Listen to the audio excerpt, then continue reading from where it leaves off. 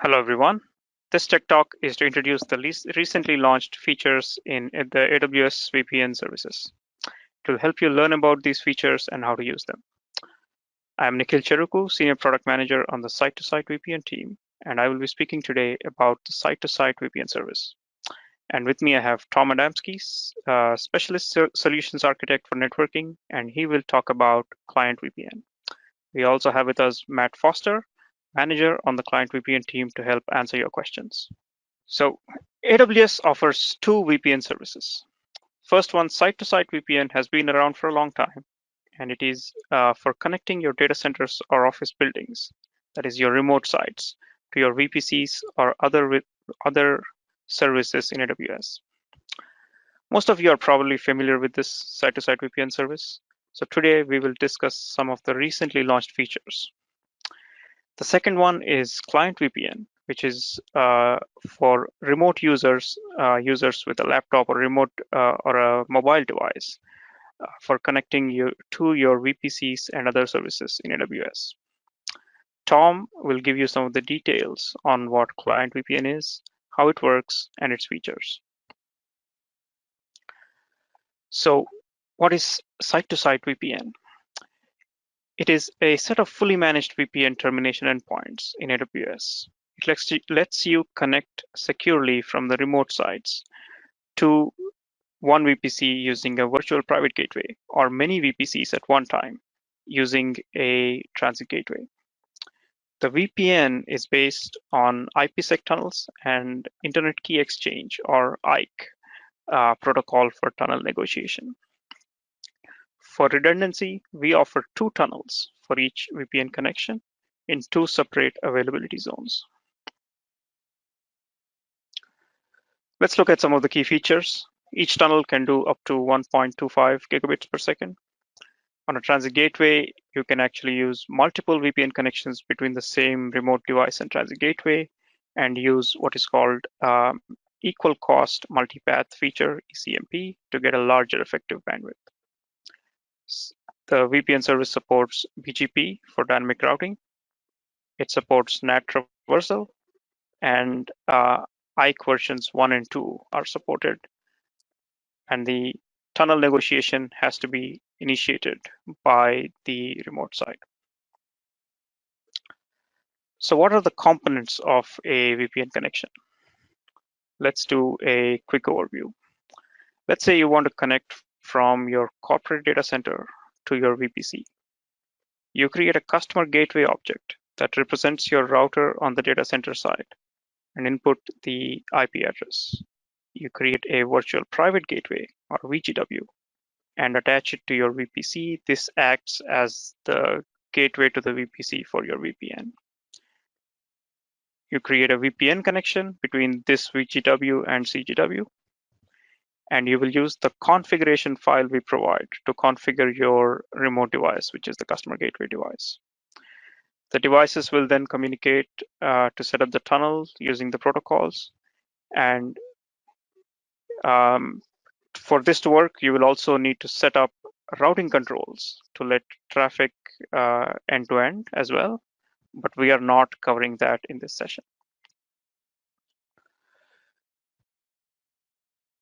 Instead of a virtual private gateway for one VPC, you can use a transit gateway to connect to thousands of VPCs in a region with one VPN connection. The transit gateway, you can think of it as an elastic router in the cloud. The way it works is you can attach all the VPCs individually to it as attachments, and then have the VPN created as an attachment on the transit gateway. The transit gateway, or TGW, also allows you to granularly configure routing, including isolation using routing domains. Again, we will not be covering the routing setup today. So let's do a quick comparison between using VPN, the site-to-site VPN on a virtual private gateway versus a transit gateway. With a VGW, you can connect to one VPC. With a transit gateway, you can connect to many thousands of VPCs.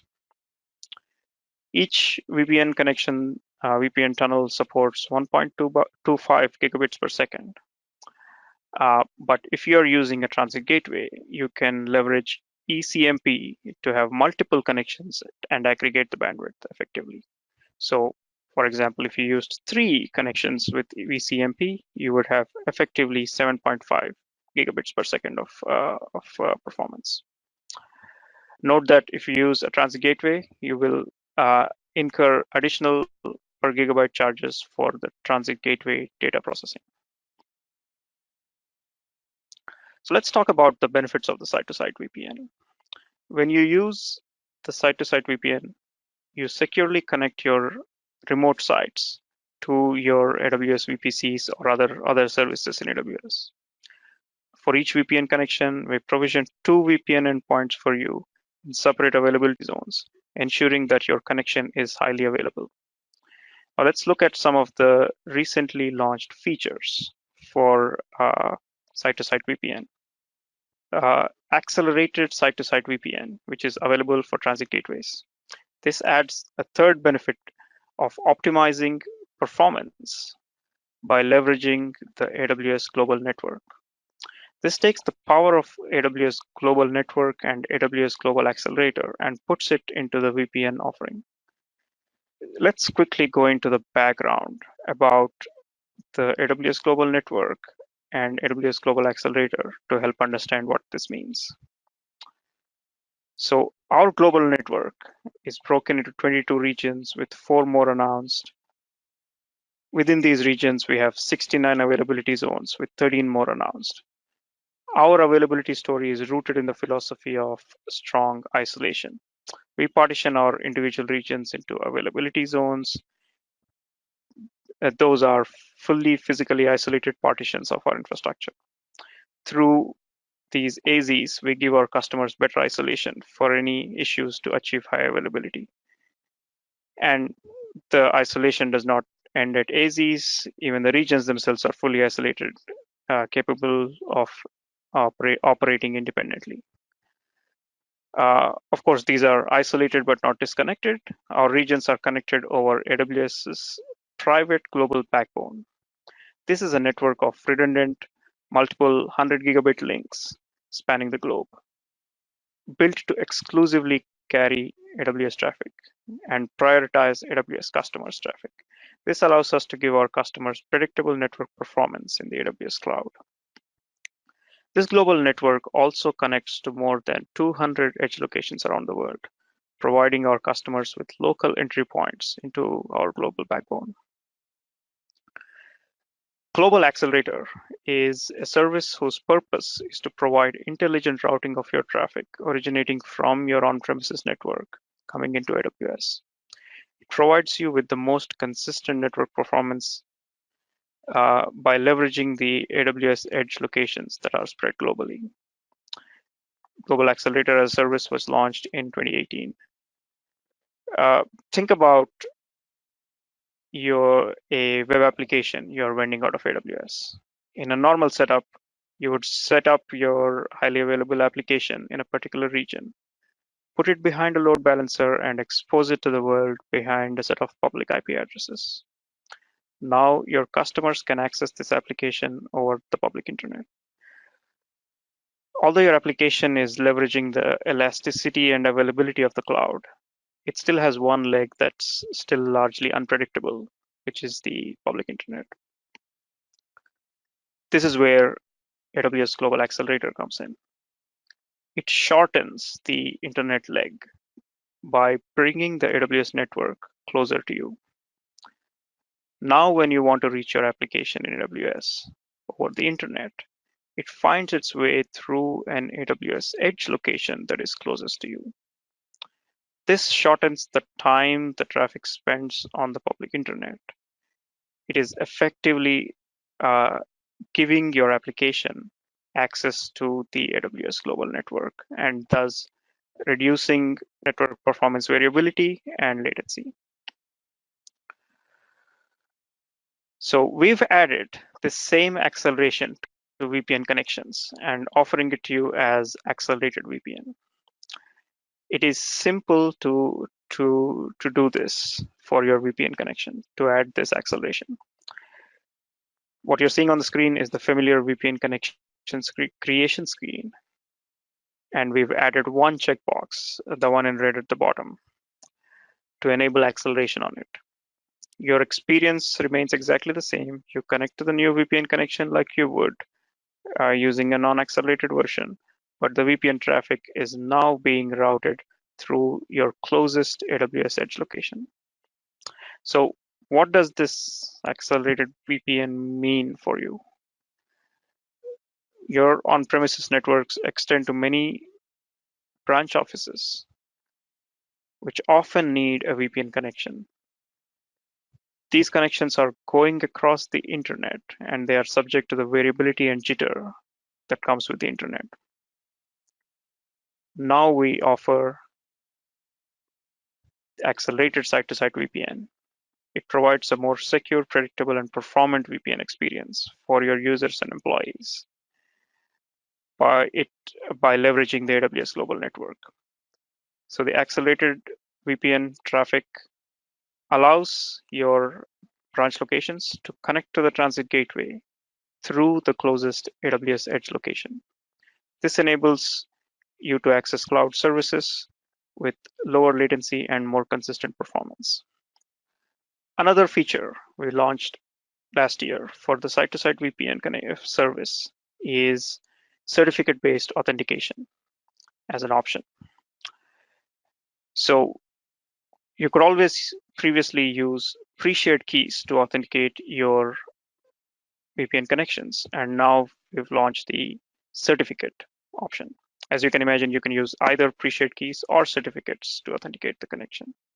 For the certificate option, you will use private certificates from AWS Certificate Manager. Note that if you use certificates, you will have to rotate and apply the new certificates for your customer gateway device before they expire. So how does this work? The certificate-based authentication option. To use this option, you will create a private certificate in the AWS Certificate Manager, ACM. So for that, you will need a subordinate certificate authority from ACM, which will need its own parent or root CA.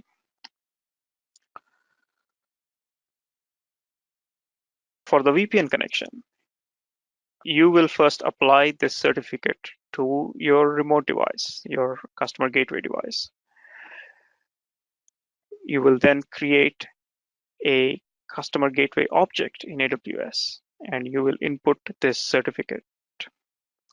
When the connection is established, the VPN service will verify that the remote device is using this exact certificate.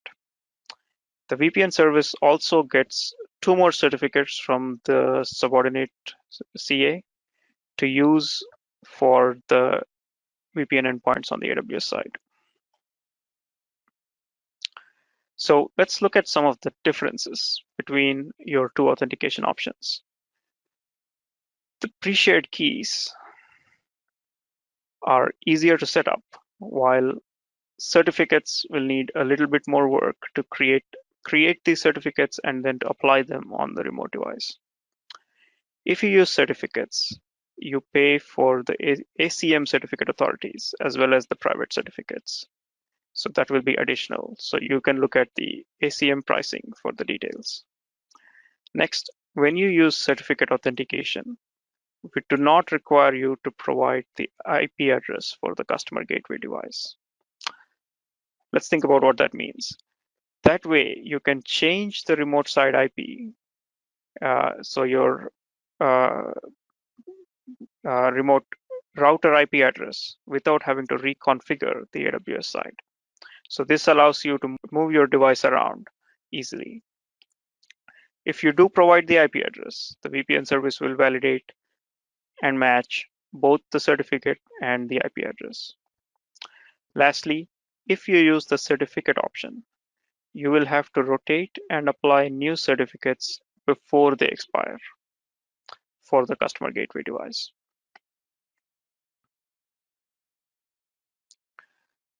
Another feature we launched in 2019 is the ability to control tunnel options through the API or console. Your VPN connections have many settings that are negotiated between the two devices as part of the IKE Internet Key Exchange Protocol. Previously, you could only control it through your customer gateway device.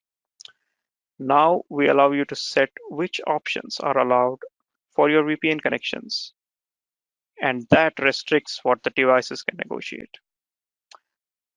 It also allows you to use through IAM policies to control which settings are allowed in your accounts. Let's look at what this means.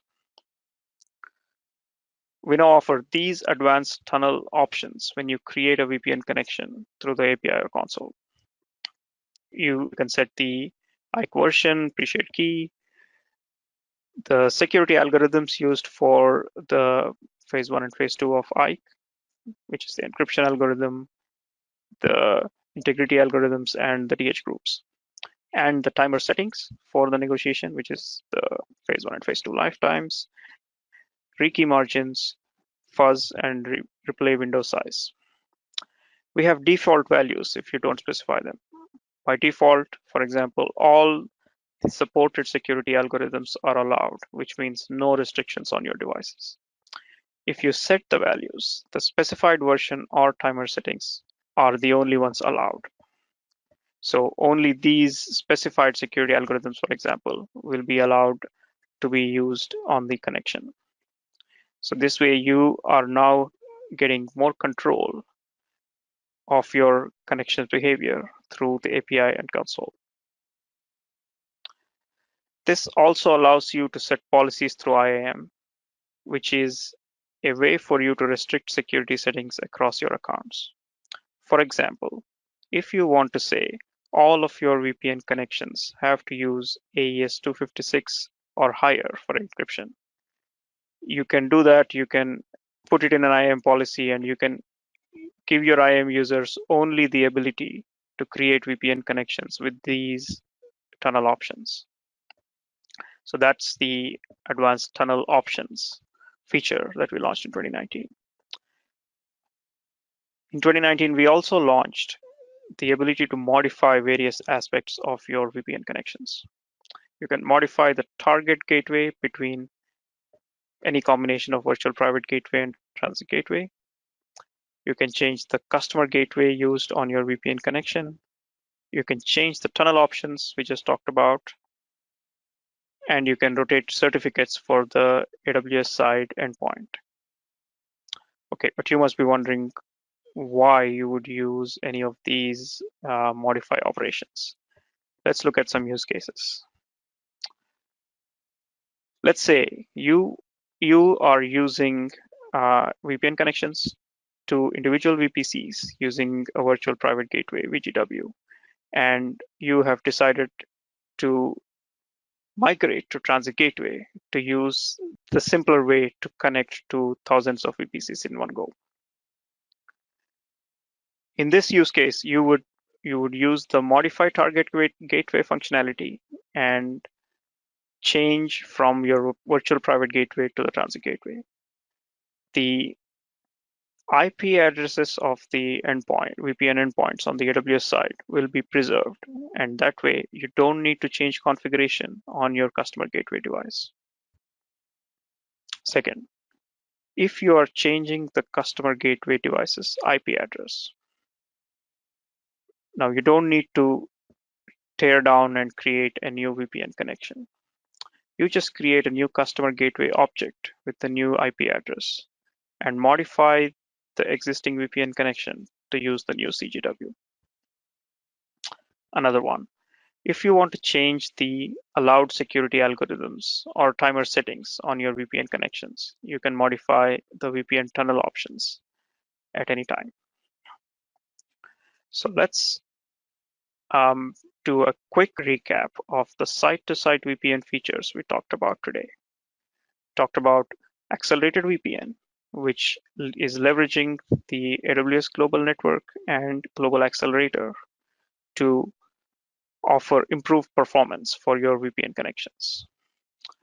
We also launched certificate-based authentication to offer you better security for your VPN connections through the use of ACM certificates.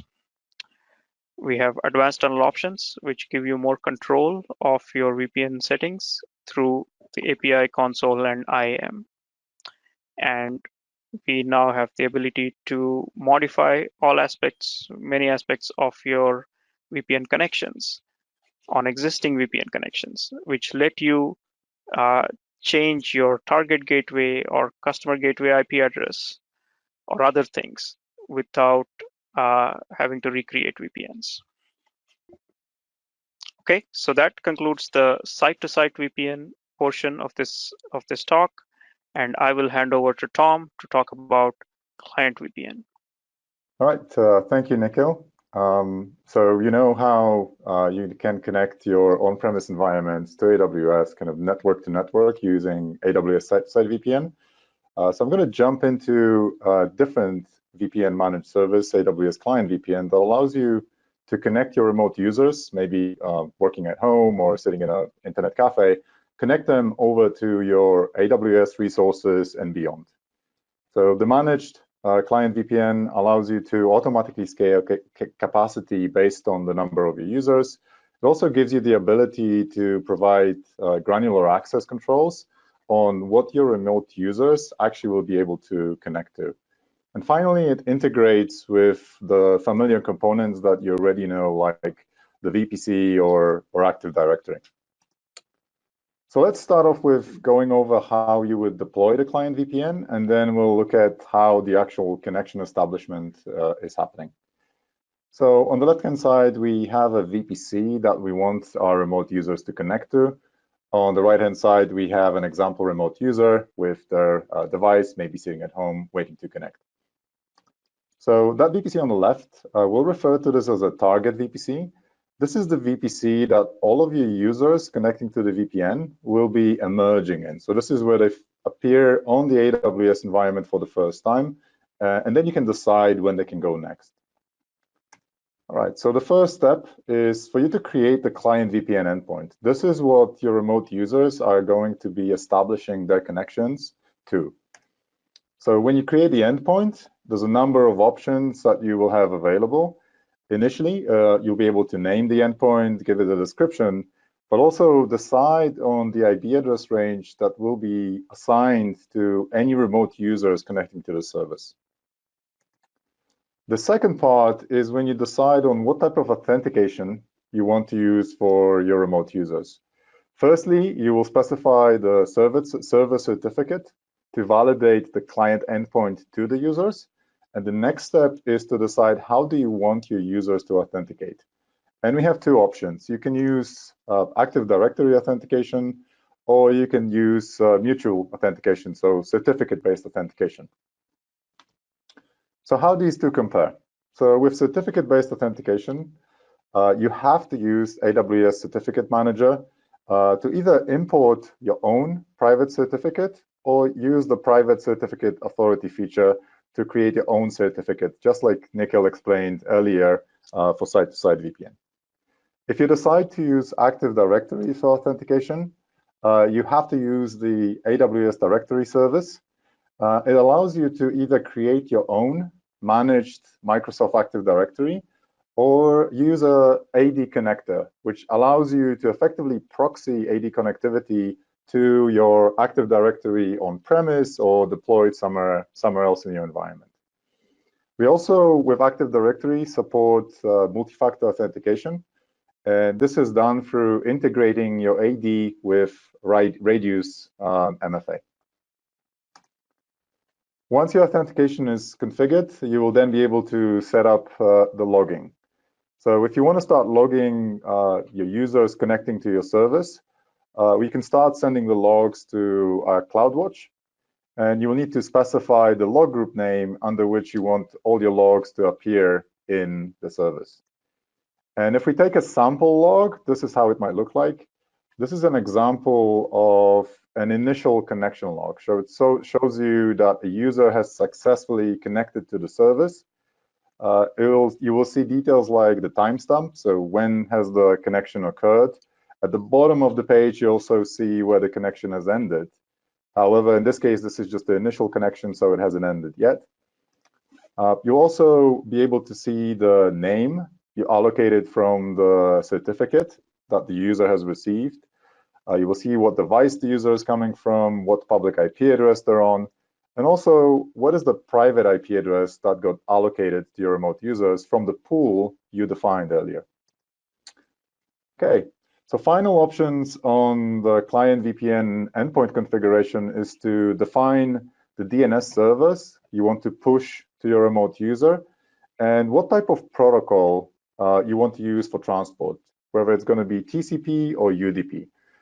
Typically, the faster option is to use UDP, but you may have firewalls out there that would not allow port 443, which is what the service is using, over UDP, so you might have to switch it to TCP if necessary. We also give you the option to enable split tunneling.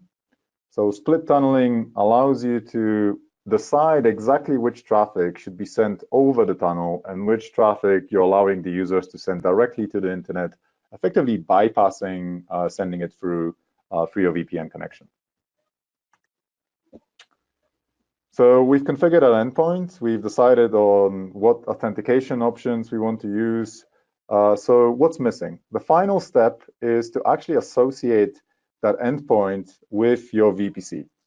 And you do that by creating associations with different subnets inside your VPC.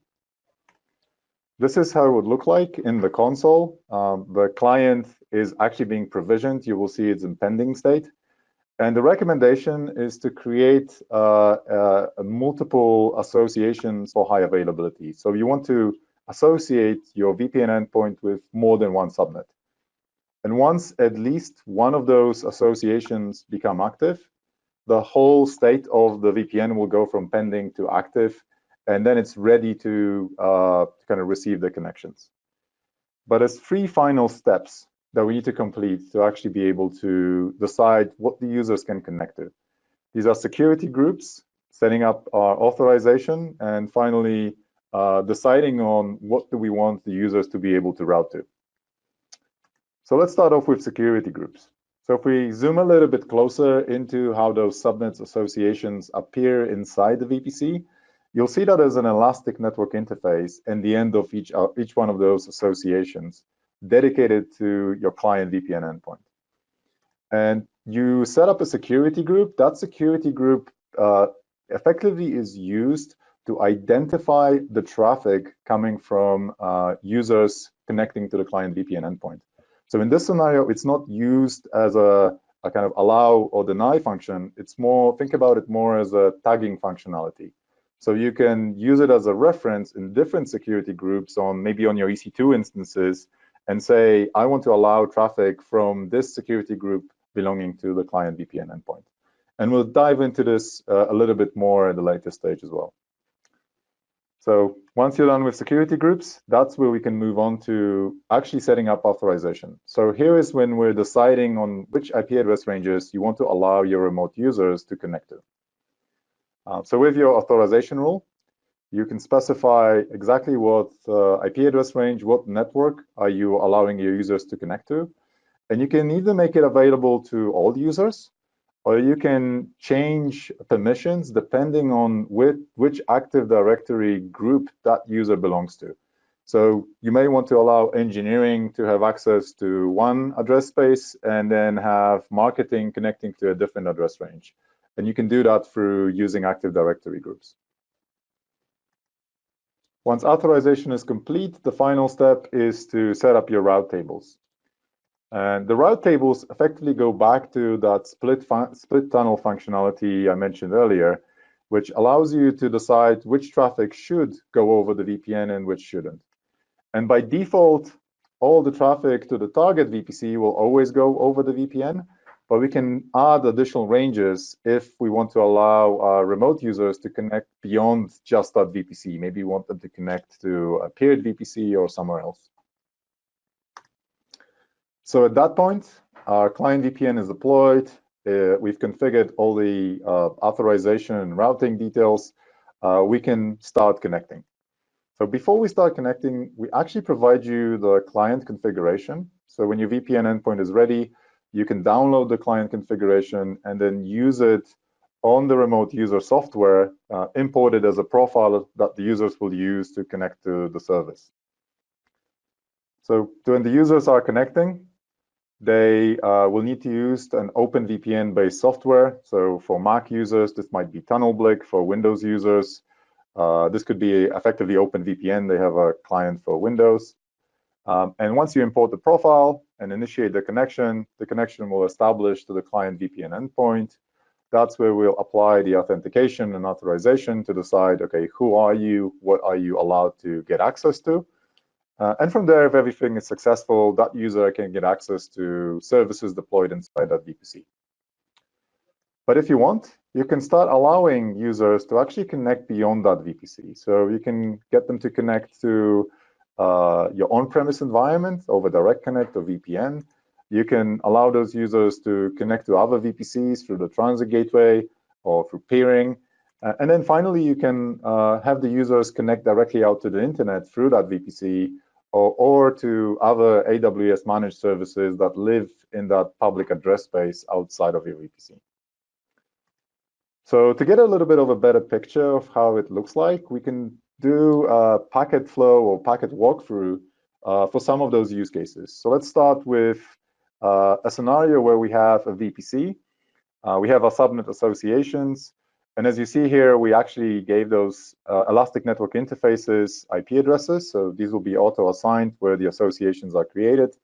We're assuming the user can connect to the service. And there's a security group wrapping around those Elastic Network Interfaces as part of the configuration of the client endpoint. And we want to allow our remote users to connect to a peered VPC. So that VPC is now 10.1. Inside, we have an instance, 10.1.0.10. There's another security group protecting that instance, and we have a peering relationship. So we've configured the peering, we've configured the routing. So VPC 10.0 can communicate with VPC 10.1, that's great. So if we want to allow remote users to connect to that instance, we can now leverage the security group capability.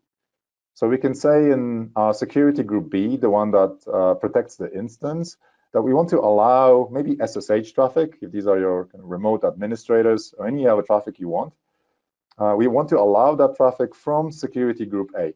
So any traffic coming through those ENIs, they will be tagged with security group A and then will be allowed to connect to the instance.